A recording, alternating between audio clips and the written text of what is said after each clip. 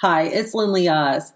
Have you noticed just in the last few years the upsurge in events that seem to line up with Bible prophecy, and some of the events unmistakably so line up with Bible prophecy? So we keep hearing people say, well, Jesus is coming soon. But what is soon in God's eyes? Well, nobody really knows, unfortunately. But a lot of people are feeling an urgency in their heart that Jesus is coming soon and that things are going to start progressing. Just like the Bible says, a woman in labor. It should happen as a woman in labor. Well, when a woman goes in labor, you have the labor pains that suddenly start happening, and they're slowly, and they progress, and they get, closer and closer together till the baby is born. So spiritually speaking and prophetically speaking, it would seem to appear that a baby is about to be born, and that baby is going to be major end times events. Pay attention to the news that I'm about to report to you, and be prayerful, and above all else, get your life right and tell others the truth about Jesus Christ.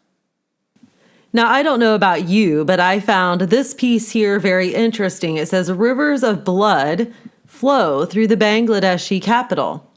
Now you can see here the people and the cars just traipsing through this blood, and it's disgusting. I can't imagine. You can see people right here riding through it, walking through it. It says, a street in downtown Dhaka, the capital Bangladesh, filled with rainwater mixed with blood and other urban detritus. I mean, that's disgusting. But the Bible talks about blood in the water in the end times. Now, I don't personally know if this is anything of prophetic nature or not, but it certainly is noteworthy. What happens when millions of people in a city with poor infrastructure ceremonially sacrifice animals before a torrential monsoon downpour? Rivers of blood flow through the city. On Tuesday, Bangladeshi celebrated Eid al-Adha, known in South Asia as Bakri Eid or Goat Eid, for the animals most commonly sacrificed as an offering to God, commemorating Abraham's willingness to sacrifice his own son. It is one of the holiest days on the Islamic calendar, so pay attention. I know they mentioned Abraham, but this is an Islamic event. It is customary to divide the meat of the sacrificial animals equally between family, friends, and the poor. Bangladesh's capital, Dhaka, is one of the most crowded cities in the world. To avoid the chaos of so many people performing the ritual sacrifice wherever they pleased, the city's municipal corporation set aside 1,000 designated sites. They are also supposed to ensure that drainage systems along the city's roads are clear. Reports in local media indicate that neither of those precautions were taken too seriously, and as a result, well, you can see here what happened. And like I said, it looks quite disgusting. Now, on another note, I have another piece of material that is very prophetic in nature. This was in Prophecy News Watch just the other day. It says, concern grows that a megaquake is going to hit the middle of the United States. That would be the New Madrid fault line, which hit quite hard back in the 1800s and in fact caused the Mississippi River to flow backwards. Did you know that Oklahoma was just hit by the largest earthquake ever recorded in history of the state? And did you know that Oklahoma absolutely shattered their yearly record for earthquakes in 2015 and may break it again this year? According to the USGS, the number of significant earthquakes in the eastern and central sections of the nation has more than quintupled in recent years. And concern is growing that we could soon see a megaquake in the middle part of the country. Of course, no discussion of megaquakes in the middle part of the country can leave out the New Madrid fault zone, which is approximately 6 times larger than the San Andreas fault zone in California. Scientists assure us that the New Madrid fault is around 30 years overdue for a major seismic event. And when it does happen, it is going to be the biggest disaster in modern American history up to this point.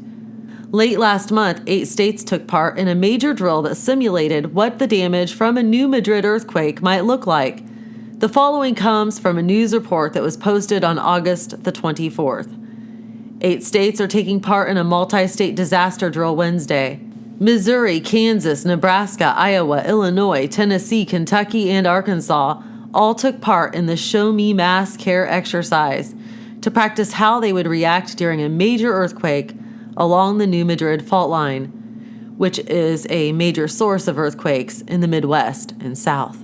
As I mentioned above, the New Madrid fault zone is about 6 times bigger than the San Andreas fault zone, but because of the nature of the Earth's crust in the region, a New Madrid earthquake would be felt in most of the nation. In fact, the Missouri Department of Natural Resources says that earthquakes along the New Madrid fault shake and damage an area approximately 20 times larger than earthquakes in California. Due to the harder, colder, drier, and less fractured nature of the rocks in the Earth's crust in the central United States, earthquakes in this region shake and damage an area approximately 20 times larger than earthquakes in California and most other active seismic areas. Even though large earthquakes occur much less frequently in the New Madrid seismic zone than in California, the long-term average quake threat in terms of square miles affected per century is about the same because of the approximately 20 times larger area affected in the U.S. Now, I had previously mentioned about the one that hit in the 1800s, and it talks about that. It talks about how it hit so powerful. It was in 1811 and 1812. They actually cracked sidewalks in Washington, D.C., rang church bells in Boston, and testimonies from eyewitnesses to those earthquakes sounds like something from a post-apocalyptic science fiction novel. The Midwest was sparsely populated and deaths were few, but 8-year-old Jeffrey Leisure saw the ground rolling in waves. Michael Braun observed the river suddenly rise up like a great loaf of bread to the height of many feet. Sections of riverbed below the Mississippi rose so high that part of the river ran backwards. Thousands of fissures ripped open fields, geysers burst from the earth, spewing sand, water, mud, coal high into the air. In those days, not many people lived in the middle of the country.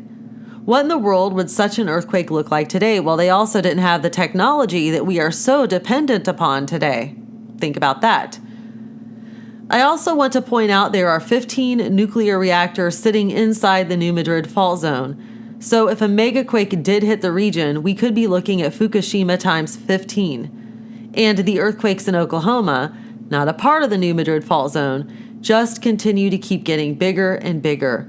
The USGS now says that the earthquake in September the 3rd was the largest ever recorded in the history of the state. The earthquake that shook Pawnee, Oklahoma on September the 3rd is now the state's largest trembler on record, according to the U.S. Geological Survey, which just upgraded the magnitude to 5.8. The earthquake was previously pegged at magnitude 5.6, but further analysis of the seismic recordings from the event found the quake size to have a bigger moment magnitude, according to the USGS. As I sit here writing this article, a magnitude 3.0 earthquake struck near Perry, Oklahoma, just about an hour ago. In the old days, you would never think of Oklahoma as a place that was at risk for major earthquakes. Unfortunately, those days are long gone. So we've been having warnings. We've been having warnings to do with the San Andreas. We just had a huge news article come out months ago in Mainstream about how it's ready to, just do some major destruction over there on the San Andreas. We've been receiving tons of warnings as well about the Cascadia subduction zone, which is northwest of that. Now we are getting more and more warnings about the New Madrid as well. Now, think about David Wilkerson and his prophecies about 3 earthquakes hitting at once and what that would do to the whole entire United States of America. It would be absolutely devastating.